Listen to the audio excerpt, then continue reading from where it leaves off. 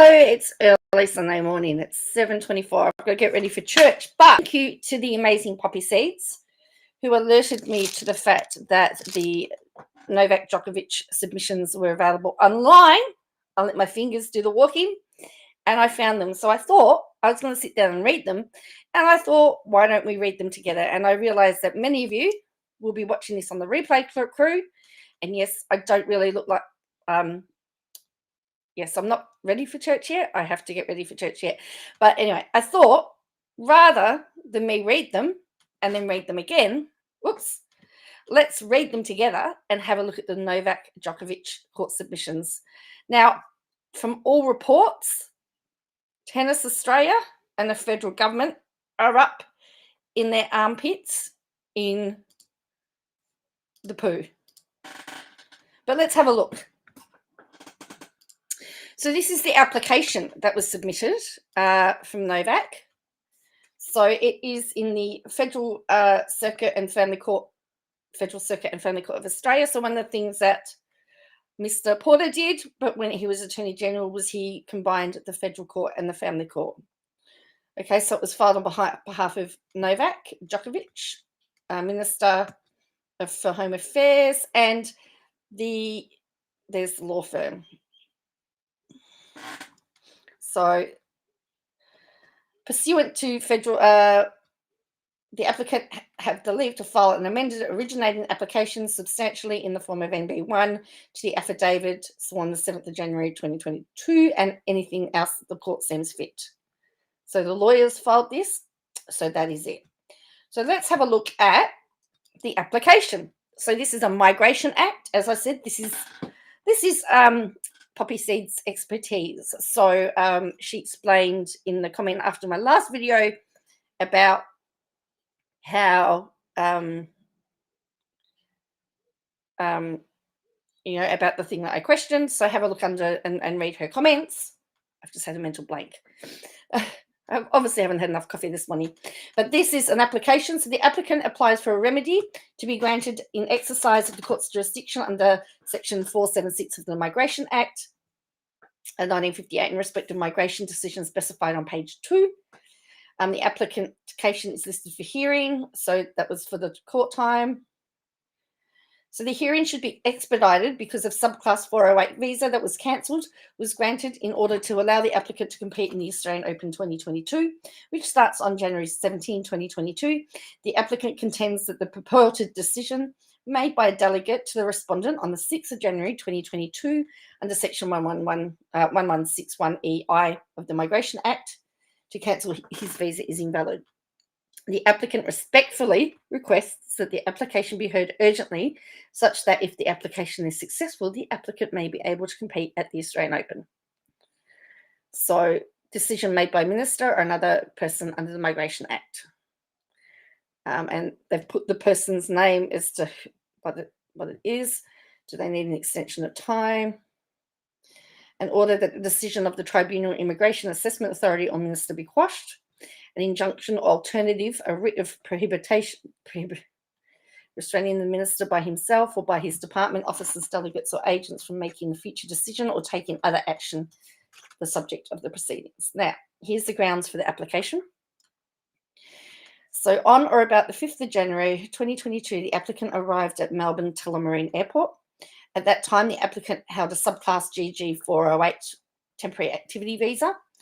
On or about for 11 a.m. on the 6th of January 2022, an officer of the Australian Border Force gave to the applicant a notice of intention to consider cancellation under Section 116 of the Migration Act 1958 and a document entitled Attachment A.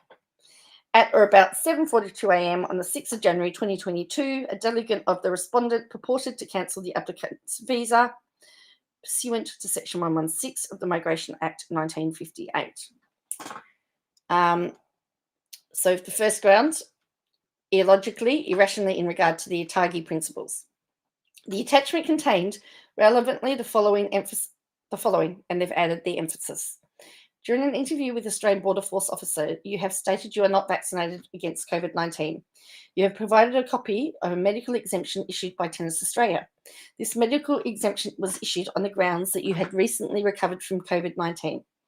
Under the Biosecurity Act 2015, there are requirements for entry into Australia territory. These requirements include that international travellers make a declaration as to their vaccination status: vaccinated, unvaccinated, or medically contradicted. Travellers may make a declaration that they have a medical contradiction and must provide evidence that that medical contraindication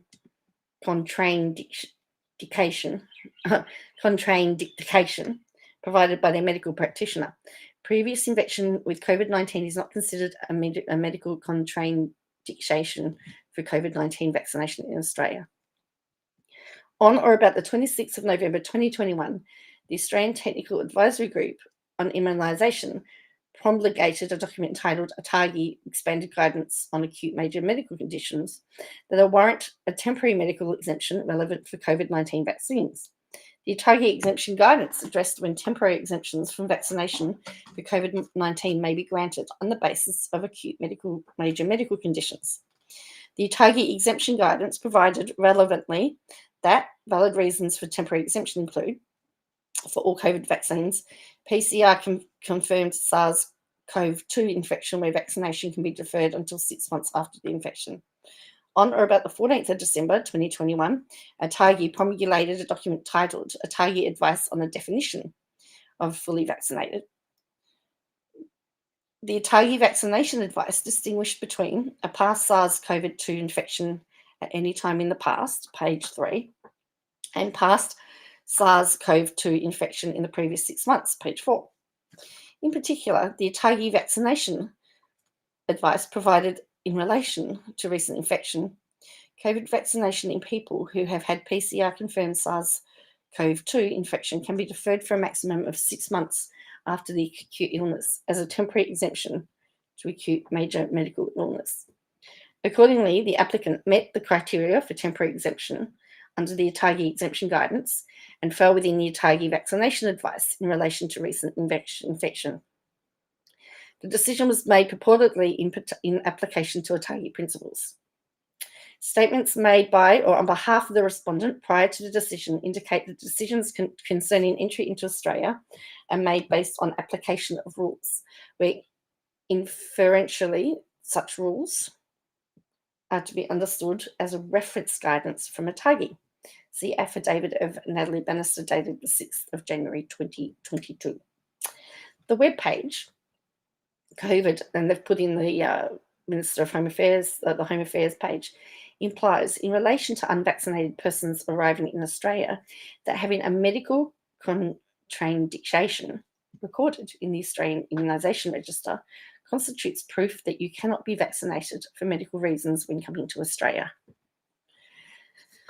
The form, the Australian Immunisation Register Immunisation Medical Exemption, which is irrelevant to exemption from vaccination due to medical contraindication, states on page 3 that the Australian Technical Advisory Group on Immunisation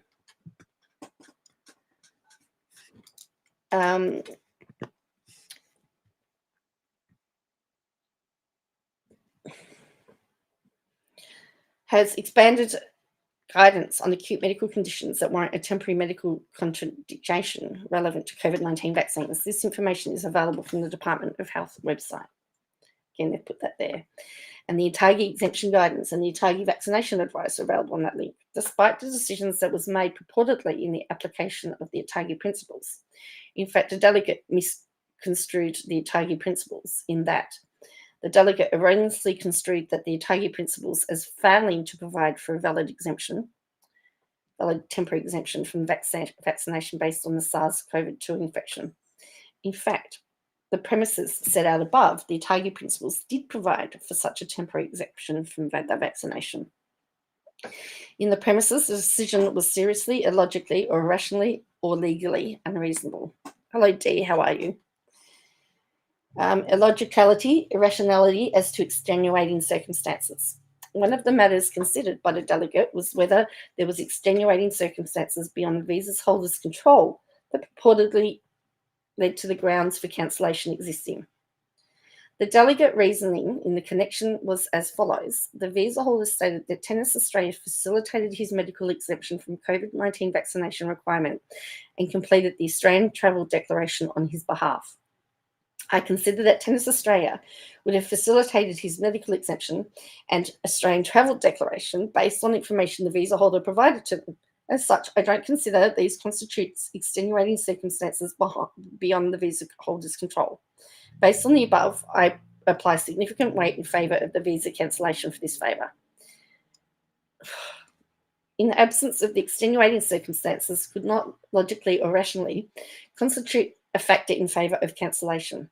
It could only logically or rationally constitute a neutral or irrelevant factor. Accordingly, in taking the absence of extenuating circumstances into account as a factor, significantly in favour of cancellation, the delegate reasoned in a matter that was seriously illogical or irrational. So it's looking like Tennis Australia, as I said, is up to their elbows in the poo. Procedural fairness, but remember, this is his side. Remember, this is to support Novak Djokovic's application. So they're going to make everybody up. They're making him look good and everyone else look bad. That's what the lawyer's job is. So when we get the government stuff, it's going to be the other way around. The process leading to purported decision included the following. The notice was given to the applicant at or around 4:11 a.m. on the 6th of December 2022. The notice stipulated that the applicant was invited to provide comments at an interview at 4:35 a.m. on the 6th of December. What? Don't they mean January? I think they mean January because we haven't had December 2022 yet.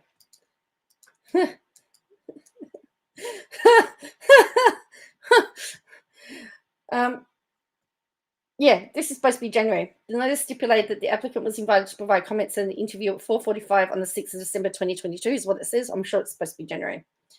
At a time subsequent to 6:07 a.m. on the 6th of December 2022, January 2022, the applicant was asked for time in which to provide comments, having received advice from his lawyers. The ABF officer said the applicant could not have until 8:30 a.m. on the 6th of December 2022 to provide comments.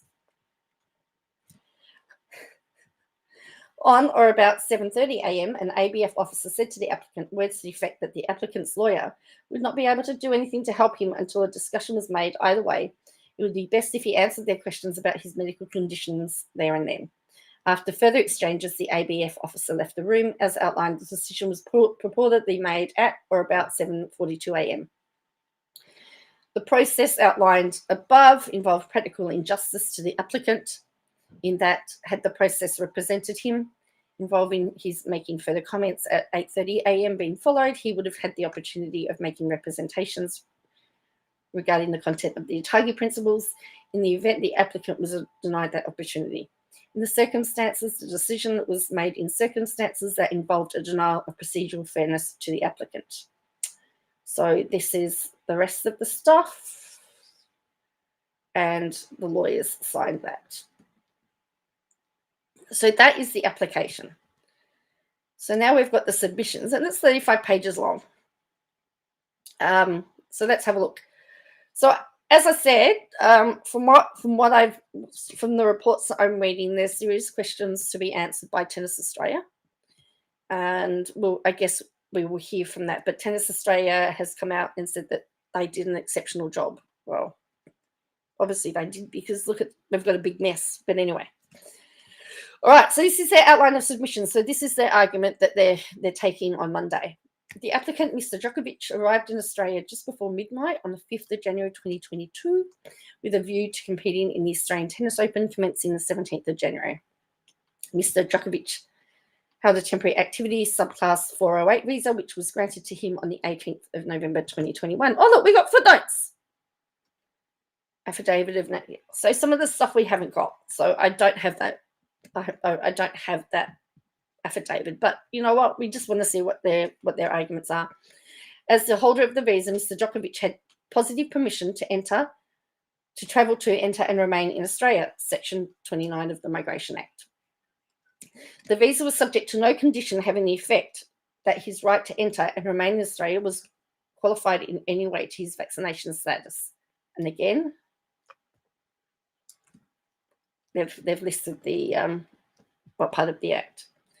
Mr. Djokovic had received on the 30th of December 2021 a letter from the Chief Medical Officer of Tennis Australia, Exemption Certificate, and there was an affidavit there, recording that he had been provided with a medical exemption from COVID vaccination on the ground that he had recently recovered from COVID. The exemption certificate also recorded that the date of the first positive COVID PCR test was recorded on the 6th of December 2021, and it had now been 14 days, and Mr. Djokovic had had no fever or respiratory symptoms of COVID-19 in the last 72 hours. The exemption certificate had been provided by an independent expert medical review panel commissioned by Tennis Australia. The decision of that panel had been reviewed and endorsed by an independent medical exemptions review panel for the Victorian State Government. The conditions of the exemption are consistent with the recommendations of the Australian Technical Advisory Group on Immunisation. Mr. Djokovic also had received on the 1st of January 2022 a document from the Department of Home Affairs in regard to his Australian travel declaration. So we've got here from his affidavit. The declaration assessment told Mr. Djokovic that his Australian travel documentation had been assessed, that his responses indicated he had met the requirement for a quarantine-free arrival in Australia, where permitted by the jurisdiction of your arrival, that jurisdiction being Victoria. Understandably, given that he held a visa unqualified by any relevant condition, had received certification of a medical exemption from vaccination from the tournament organiser, that certificate being granted after review by a panel established by the Victorian State Government, had received from the Department of Home Affairs a document informing him that he'd met requirements for quarantine-free arrival. Mr. Djokovic understood that he was entitled to enter Australia and Victoria and compete in the Australian Open. However, Mr. Djokovic's visa was purportedly cancelled by a delegate of the respondent at the Melbourne airport, purportedly relying on Section 116 of the Migration Act. This occurred after he was in immigration clearance for the most part of incommunicado. See Djokovic affidavit. For about 8 hours until just before 8 a.m. on the 6th of January 2022. A record of the purported decision in Annex NB3 to the affidavit of Natalie Bannister dated 7th of January.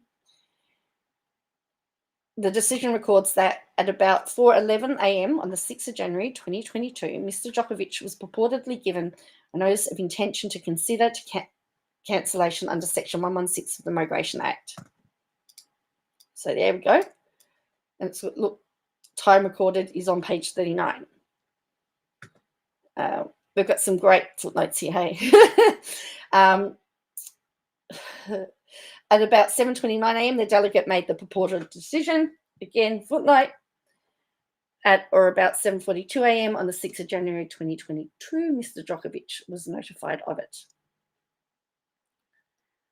Therefore, Mr. Djokovic was taken to Park Hotel, where he has been detained ever since, notwithstanding his requests to be moved to a more suitable place of detention that would enable him to train and condition for the Australian Open should this present challenge to the purported decision be successful. Mr. Djokovic submits that the purported decision was affected by a variety of jurisdictional errors set out in his proposed amended original application dated the 7th of January and has developed hereunder. There we go. He seeks that this court quash the purported decision and associated relief as set out in AOA. Overview of key legislation provisions and grounds. So here they're going to talk about this is the Migration Act. So I haven't read this, but we're going to just have a quick look. So it says Section 116 of the Act relevantly provides that subject to subsections 2 and 3, which are not relevant here, the minister may cancel a visa if he or she is satisfied that if its holder has not entered Australia or has entered but has not had immigration cleared, it would be liable to be cancelled under subdivision C, incorrect information given by holder, or if its holder had entered and been immigration cleared, or the presence of its holder in Australia is or may be or would be at risk to the health, safety, or good order of the Australian community or a segment of the Australian community.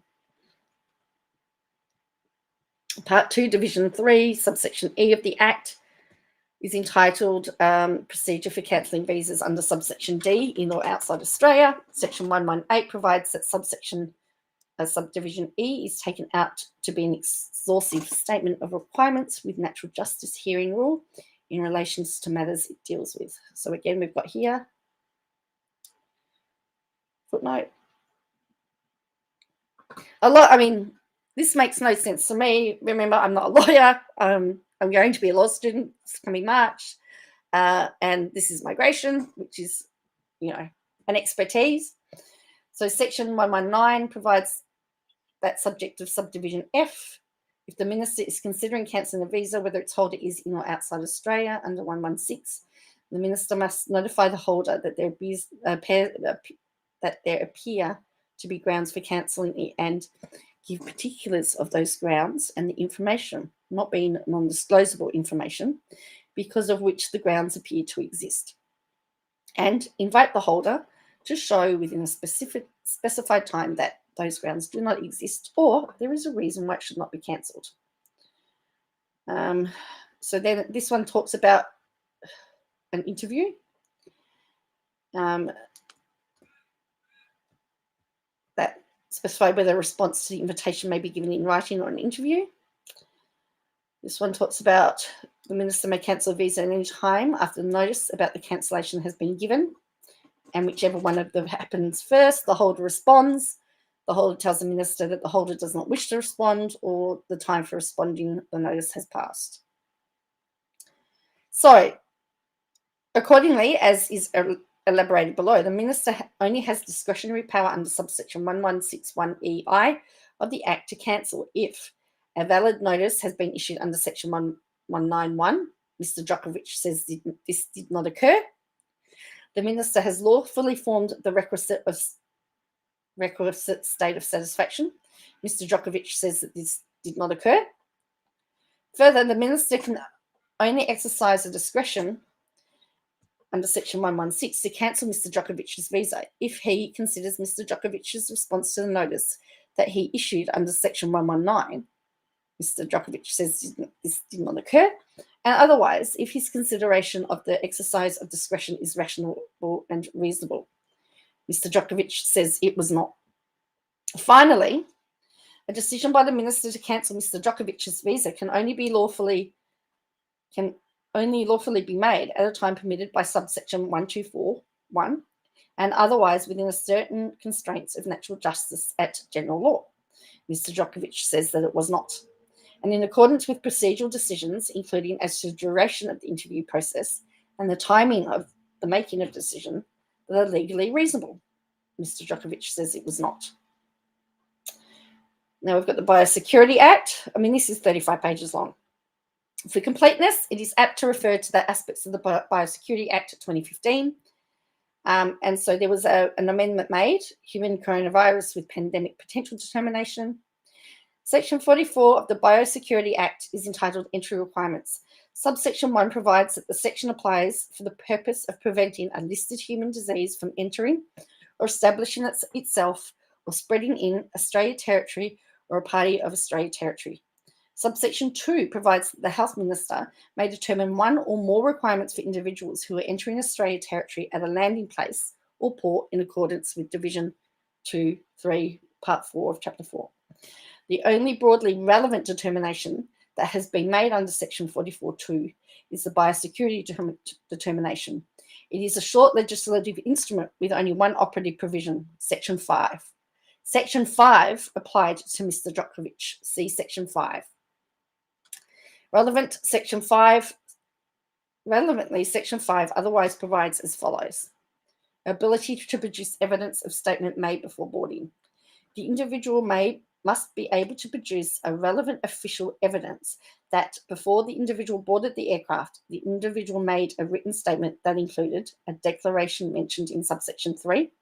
And for the purposes of paragraph 2A, the declaration is a declaration which of the following paragraphs apply to the individual. The individual has received a course of vaccinations with one or more accepted COVID-19 vaccines in accordance with the schedule for receiving that course of vaccinations that is accepted by the Therapeutics Good Administration, and received the last vaccination in the course of vaccinations at least 7 days before the day the relevant international flight was scheduled to commence, and can produce evidence of the matters mentioned in subparagraphs 1 and 2. B, the individual has a medical contraindication to COVID-19 vaccines and can produce evidence provided by a medical practitioner of the matter mentioned in subparagraph 1. Neither paragraph A or B applies to the individual.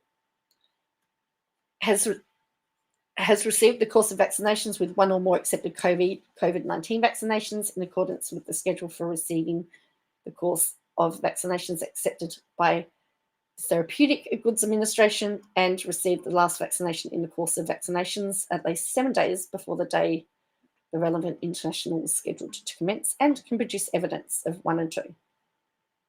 Producing evidence of electronic statements on request.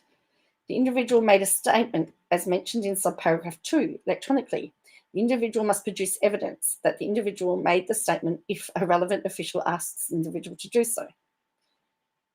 If the relevant official asks the individual to do so, the individual must produce the declaration included in the individual statement was of the kind mentioned in paragraph 3B, the evidence mentioned in paragraph 3B2. Neither the Biosecurity Act or the Biosecurity Determination, nor any other instrument made under the Biosecurity Act, imposes any kind of requirement or rule that a person, including a lawful non-citizen with the rights of entry, etc., that accrue from a visa under the Migration Act may not enter Australia unless they are vaccinated or unless they have some exemption from such requirement. In the notice, the boxes corresponding with subsection 1EI of the Act are checked. So again, in the right-hand column on the same page, the delegate was instructed to include specifics, particulars of the grounds and the information because of which the ground appears to exist. And we've got footnotes. The delegates entered attachment A. Attachment A contains a few paragraphs setting out the background to the actual purported grounds for cancellation, which is stated by way of conclusion as the final paragraph on the page, as follows, underlined and bolded, emphasis added. Based on the information, I am satisfied there appears to be a ground to consider cancelling your subclass GG 408 visa due to you presenting a risk to the health, safety, or good order of the Australian community or a segment of the Australian community. The ground is that the minister may cancel a visa if he or she is satisfied that the holder has not entered Australia or has so entered Australia but has not been immigration cleared. It would be liable to be cancelled. The underlined text comes out of section 116. The bolded text is, of course, a reference to section 116, 1EI. There is no ground for cancellation which involves combining sections 116AD and E in the way stated to the delegate. In short, the delegate gave Mr. Djokovic a notice of proposed cancellation where the notice specified a purported ground of cancellation that did not in fact exist. There is no ground of cancellation of that kind in amendment in attachment A. To be valid, the notice under section 119 would have needed to have given particulars of one of the actual grounds in section 116. Further, the delegate would have needed to have satisfied, albeit on a provisional basis, pending any response to the notice from the visa holder, in respect of one of the matters identified in paras A to G of S11616. It did not, the delegate was not. It is established that, especially in a lot of these terms, 118A, 124, that the giving of valid notice under 119 of the Act is jurisdictional precondition to the cancellation power under 116 arising. The notice is invalid. In consequence, there is no power to cancel the visa arose. The purported decision is therefore necessarily invalid. Hello, Bella. Is he going home? I don't know. I mean, if we take as what he's written here as true, there's been lots of mistakes made. But remember, this is only his side of the story. Remember, there's always two sides of the story. And it's up to his honor to determine through the law whether who's right and who's wrong. Because remember, they're trying to poke holes through the whole process. They're trying to, Djokovic's lawyer are paid big bucks to find gaps. So this is his submissions. This is what he's submitting. This is what's going to happen on Monday. This is what's happening on Monday. I've actually written to the court to see if I can attend remotely. This is what he's submitted. This is what his arguments are. So Part B in the decision contains a record of decision whether to cancel the visa. So again, we've got footnotes. At point 7, the delegate sets out why he satisfied the grounds for cancellation do exist. The final 4 paragraphs of text therein set out are nearly identical to the extract from attachment A, quoted under 25 above. The final paragraph is as follows. Here we did that. Didn't they just repeat that? They did that, didn't they? Yeah, they did. So they've just repeated that. Again, the ground relied on the delegate did not exist. There is no ground of cancellation when conflate section 116 and in the way of articulated by the delegate. Accordingly, the subjective jurisdictional fact that must exist in order the power to cancel is enlivened. Satisfaction to the grounds of cancellation did not exist. And if the requisite state of satisfaction was not reached by the delegate, it necessarily follows that the delegate had no power to cancel Mr. Djokovic's visa, as explained by the full court of the federal court in respect to a similarly structured power in the Act. Once a vitiating error in the formation of the state of mind is identified, the substantive subsequent exercise of power will involve a jurisdictional error due to the non-existence of circumstances on which the power was conditioned. There's two sides. Well, it's interesting because if he stays, I reckon he's going to be booed out the park.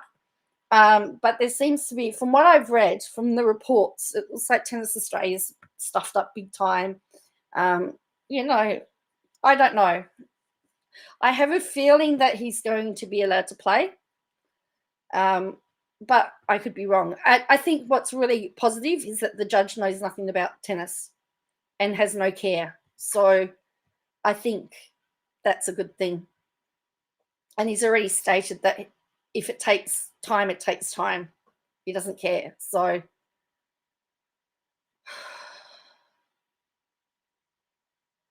I'm glad you are referring to the actual documents in his claim and assembly making all kinds of nonsense about the money. Well, that's the thing. When I was able to get the documents, I mean, I know this is really legal talk, but they're putting in, I mean, essentially from what I can see, their argument is so far is that the Atagi, which we looked at the Atagi amendments, and it said that Atagi has said that a valid exemption for a vaccination, so a valid exemption for not getting vaccinated was if he'd had COVID in the last 6 months. Now, my concern is that when he purportedly had COVID, he was out and about in public, and there's Instagram photos of him partying and that at the time that he had COVID. But, that's another issue again. But anyway. So they're arguing that it's about Atagi principles, okay? So both in regard to particulars of why the delegate purportedly considered a ground of cancellation existed, the delegate's reasons as to why he purportedly satisfied the grounds of cancellation did exist. The decision record contains the following paragraph. And again, they've repeated it. Medical contraindication, and I cannot pronounce that word, is nowhere defined by the delegate. The delegate referred to the Biosecurity Act, but the requirement that he was purporting to summarise are presumably those in the Biosecurity Determination. The phrase medical contraindication is not defined there either. The ground is put in three ways. First, the delegate's reference to what is considered a medical contraindication. I think I've got it. Well, was intended to pick up what Atagi considered to be a medical contraindication, and the delegate then radically misconstrued Atagi's guidance in that connection. Second, in any event, it is plain from the documents Mr. Djokovic provided the delegate that Mr. Djokovic was putting a representation that the delegate should use Atagi's guidance in order to give content to the term medical contraindication, and that representation was not considered. Third, if medical contraindication simply has its ordinary meaning, i.e. of a symptom or condition, to give an indication against the advisability of a particular or usual remedy or treatment, Mr. Djokovic presented compelling evidence that he had such a contraindication, recent COVID infection, and the delegate both failed to address the evidence and impliedly, but not expressively, made a finding that COVID-19 infection was not a contraindication in the absence of any evidence to support that finding.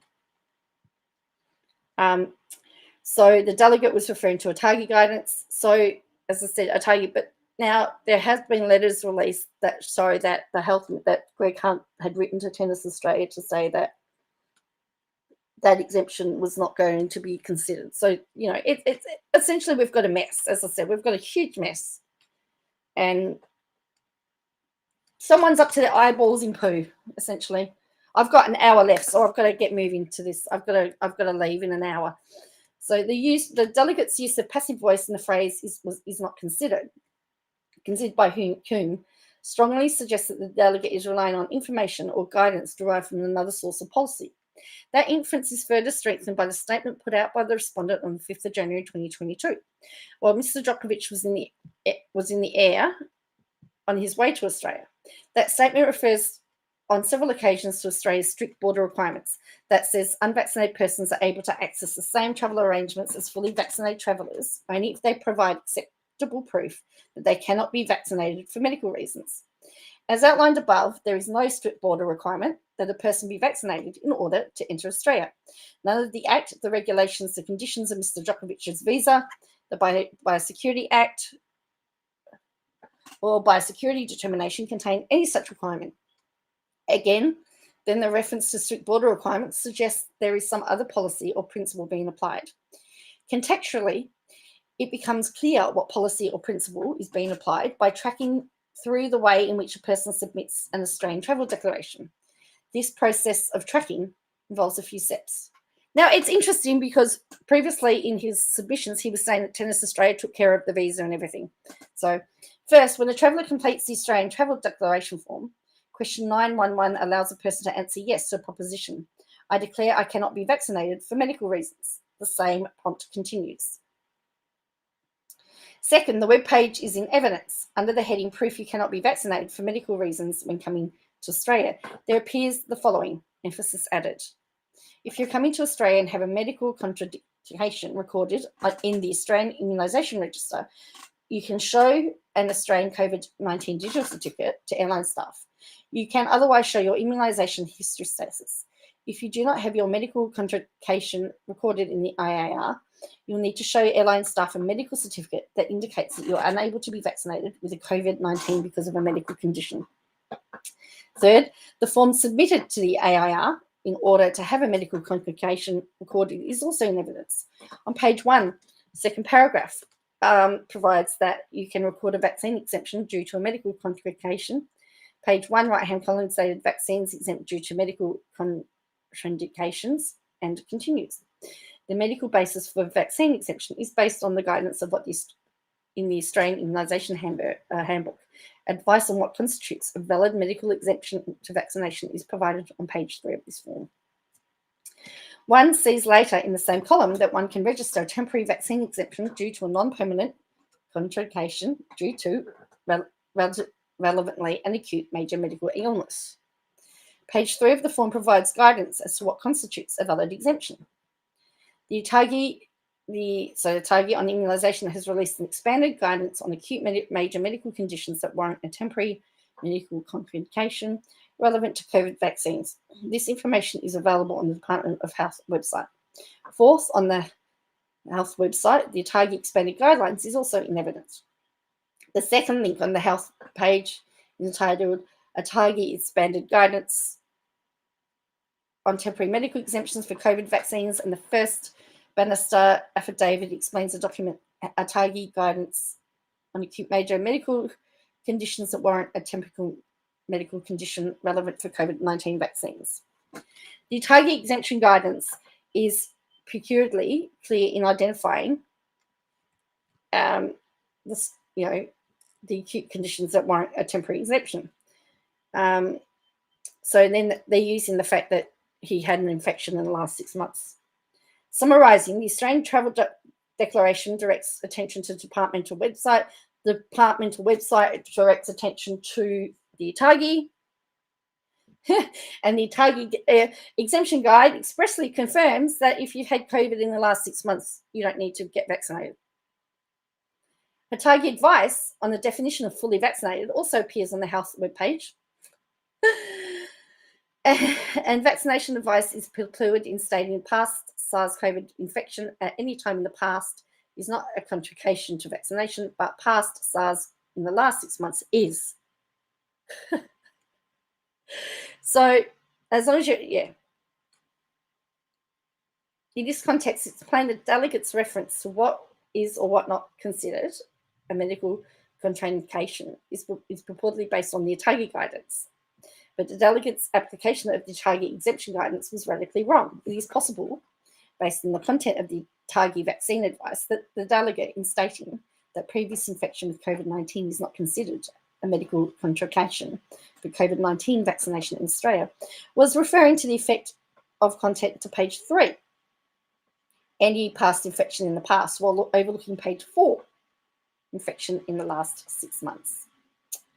So in any event, the ATAGI exemption guide and the vaccination advice are each clear, with no room for misinterpretation, that COVID-19 infection in the past 6 months unequivocally is a medical contraindication to vaccination.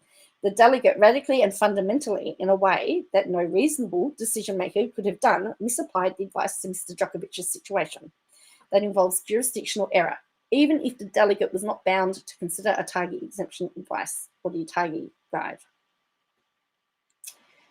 So apparently he attached the certificate. It says the exemption certificate said that Mr. Djokovic had a medical exemption from COVID on the grounds that he'd recently recovered from COVID. Again, they're restating this. This has been provided by independent expert medical review panel commissioned by Tennis Australia. The conditions of exemption are consistent with the recommendations of ATAGI. All right, he also referred repeatedly during the delegate's interview of him that his exemption was based on the infection in the last 6 months. In context, it was clear that Mr. Djokovic was representing by reference to the recommendations of ATAGI that there was a medical contraindication applicable for the people who had in the last 6 months had COVID. So they're actually going through the errors that the decision maker made. And it's based on the fact that it was all to do with 6 months. Okay? And there's all there. Assumingly, that neither delegate nor Mr. had ATAGI in mind when considering medical complications, the question would remain what is meant. So now they're talking about the exemption certificate. They're going through the people that made the decision. So there was a professor of infectious diseases and virology, a doctor with medical qualifications. It's also stated the decision of those doctors had been reviewed by other doctors and the conditions of the exemption were consistent with ATAGI recommendations.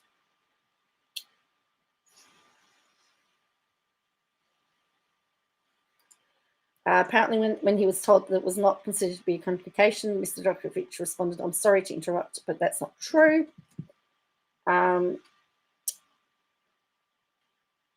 So If the delegate intended to pick up a TAGI guidance, he radically and fundamentally in a way that no decision maker could have reasonably done so, misapplied. So they're saying that the guy that made the decision was wrong, or the person that made the decision.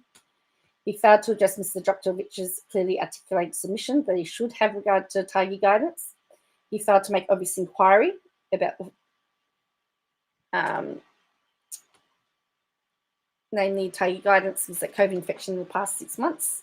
He failed to address Mr. Djokovic's clearly articulated submission that he had a medical complication, and his finding that COVID infection in the previous 6 months was not a medical complication, was not supported in evidence by all. So now they're talking about recorded at box 7, details of evidence and findings at which the itself is satisfied grounds for cancellation do exist. So now they're talking about the next point.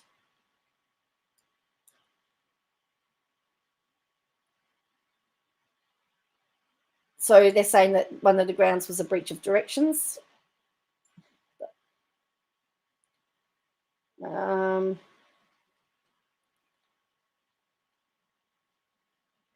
Djokovic did not breach the requirement of that. The delegate has erred in purporting to form a state of satisfaction that the grounds of cancellation exists by a patent misunderstanding the biosecurity determination or making a finding about Mr. Djokovic's compliance with the determination was not open to evidence.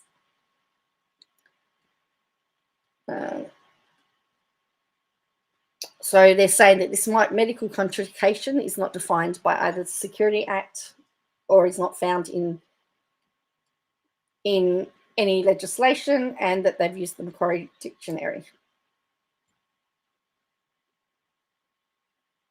So apparently produced evidence of a recent positive COVID test from the Institute of Public Health in Serbia. He also produced a declaration from one medical practitioner and 2 other medical practitioners that said he had it, and also that he had the exemption certificate from Tennis Australia. So that the delegate erred in law in finding stating the biosecurity determination required Mr. Djokovic to provide evidence of his medical complication. Accordingly, erred in law in reasoning that Mr. Djokovic had breached direction. Alternatively, Mr. Djokovic was required. The delegate made the illogical or irrational finding that Mr. Djokovic had not produced evidence of a medical complication when, in fact, he had ample evidence. So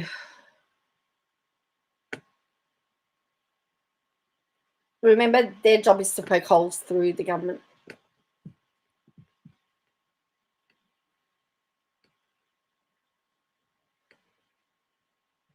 I'm just looking for the summary just to try and speed this up. So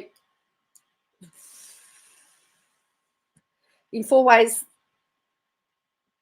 First, Mr. Djokovic's representation affected you. The department led me to believe on the same information I am giving you now that I was authorised to enter Australia quarantine-free. Had nothing to do with circumstances beyond his control. The fact it was addressed in part of the form dealing with the extenuating circumstances beyond Mr. Djokovic's control demonstrates that the delegate misunderstood the representation. Second, beyond the section of the form which the reasoning appears, the reasoning Tennis Australia would only have been acting on information you gave them. Likewise, demonstrates a misunderstanding. Mr. Djokovic was plainly not claiming otherwise, that Tennis Australia was acting on the basis of the information provided by him. He was claiming that the department in particular, but also Tennis Australia, via the independent medical review board he described, had told him he had a medical complication that met ATAGI's guidelines, and therefore he was permitted to enter Australia quarantine-free. Third is a grossly inadequate summary of representations Mr. Djokovic made. The delegate does not, at least expressly, refer to Mr. Djokovic having relied on the content rather than the mere fact of declaration assessment. But it is the content of that document that is most important. It informs Mr. Djokovic that his declaration had been assessed and he made applicable requirements. Failing to identify this as a critical part of Mr. Djokovic's representation reveals the same misunderstanding. Fourth, the natural place to address the representation Mr. Djokovic made would have been in point B, part B, point 10.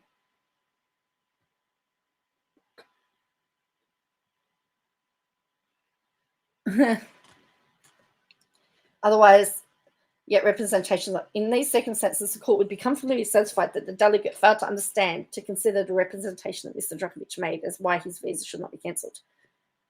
Graham, I agree, considering that they've had to I read one that one was a $35,000 lawyer. He's got 6 of them. So again, they're going back about the extenuating circumstances. Again, lots of case law. In short, the delegate's reasoning in relation to extenuating circumstances was illogical or irrational and led to the delegate treating a neutral or irrelevant factor as significant and the only factor in favour of visa cancellation. This appears to be a jurisdictional error. So now they're talking about evidence, so procedural fairness and unreasonableness, and so they're talking about the transcript here.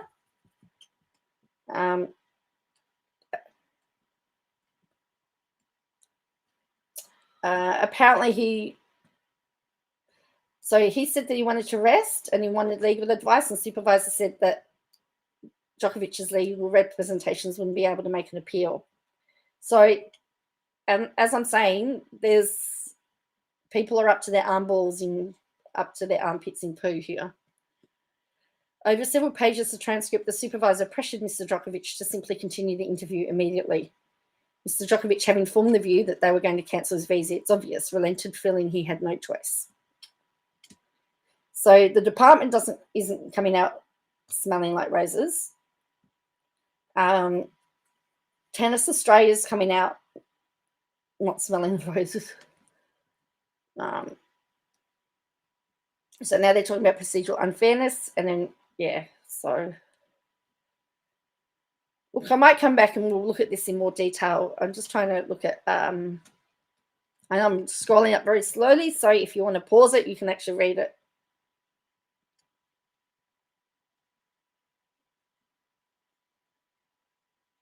So legal unreasonableness. So they've got here, no sensible decision maker acting with due appreciation of his responsibilities would have decided to make the purported decision rather than wait until 8:30 to enable Mr. Djokovic to rest and consult with his representatives, as he told he could. It was manifestly unjust in all the circumstances of the case outlined above, the absence of any urgency to make a decision under Section 116, the compelling need that Mr. Djokovic had to travel to Australia to participate in the Australian Open, and the obviously broad and significant impact of the decision to cancel Mr. Djokovic's visa. It was perverse for the delegate to proceed to make the procedural decision, to make the purported decisions when he did not that. So here's what they want. If any of the above grounds is established, then relief quashing the purported decision would follow. Mr. Djokovic's evidence establishes that the timeframes relevant to his possible participation in the Australian Open are very tight. Further, if the purported decision is quashed, then Mr. Djokovic's visa has effect and it permits him to enter Australia and remain in Australia. In these circumstances, an order of the kind made by Griffith J. would be appropriate, in that the minister is to take appropriate steps to ensure that the applicant is released immediately and forthwith from immigration detention without limitation thereto. Release must occur no later than 5 p.m. today. Further, in Mr. Djokovic's respectful submission, the present case is one in which the court would be content to make orders at the earliest possible time, with reasons to follow when the court had the opportunity of crafting those reasons. This, of course, is common in urgent cases. So, and this is precisely the case. So he's got 4 lawyers. So he's got 4 lawyers. So that is his submissions. So his submissions are that, based on the Target guidelines, which everyone's followed, he has not, that he should be allowed in. That Department of Immigration has actually not followed the Target guidelines. That the Act and the Biosecurity Amendment do not state what a contradiction is, and therefore Djokovic should be allowed to stay in. Oops, I've just kicked it. Should be able to stay, and they've used lots of case law. It's a very well presented, from my view, it's a very well presented submission. We now have to wait to see what the government's going to say. Now, the government, of course, they need to make themselves look good and show that Djokovic is in the wrong. That's their job. The Djokovic's lawyers have done their job. They have poked holes through the legislation. They've poked holes through the process. That was what their job is. The judge's job is to, with the law, remember that the judge is there to uphold the law, to take both sides, look at what the law says, and make a decision. So it's going to be very interesting to see what happens. So I've got to run. I've got to go get ready. But thank you for joining me. I'm sorry that was all really rushed. But as I said, I was going to sit down and read it. And I thought, well, why don't we just read it online? As I said, we don't have the affidavits or anything. I think they're being kept, which is fine. But the submissions are very interesting. I think they've done a pretty good job. Well, I've got church. I've got to go to church. I've got to be at church at 9. And then I'm actually going to work I'm doing Australian Open work. So I'm not going to finish until 10 o'clock tonight. And then I do a 7 a.m. start tomorrow. So this week is going to be crazy and full on. I do know that this matter is the talk around the Open.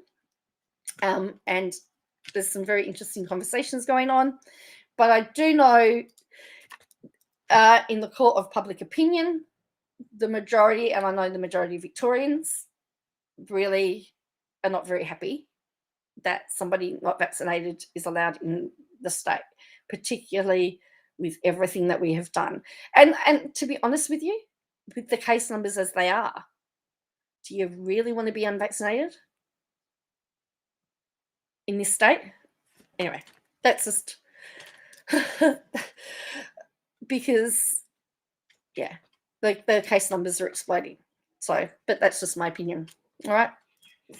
Why wouldn't you be vaccinated? Why would you want to come here and and get COVID? Because that's essentially what's happening. I think 1 in 3? 1 in 3 are getting COVID at the moment. Do you really want to put yourself at risk? Yeah, there are players in the same boat and they got in. One has actually been, there is an official that has actually returned home, decided it wasn't worth the effort. The doubles player, the female, she's currently in immigration. See, here's my issue. How did they get in? How did they get in the first place? The feds let them in. So there's obviously inconsistency in applying the legislation and the law. Hello. But anyway, as I said, that's just, I don't know how they got in. And again, that's I think, again, in that matter, that falls squarely on Home Affairs. But if the letters and everything that have been released, that have come in the correspondence between the federal government and Tennis Australia, if they're correct, then Tennis Australia has a lot to answer for. But Home Affairs definitely have lots of questions to answer. Tennis Australia have lots of questions to answer. In fact, I think the media's been too nice to both sides. Let me at them. That's all I say. Let me at them. Anyway, I hope you have a great day. Thank you all for joining me. Sorry I rushed it towards the end, but it is a mess. And we'll see whether Judge A. Kelly can unravel the mess. So he has, I think he's set aside the whole day. I think he's hoping to make a decision by the end of that day. From my understanding of what's happening, as I said, I have written to the court to see if I can get to watch it, because I reckon it will be good. But I don't know if I can. But if I can be there, I will. Don't you worry. And I will have a report for you as soon as I can. But anyway, thank you. And have a great one. Make sure you hit like and subscribe. And I'll keep you up to date. Wow.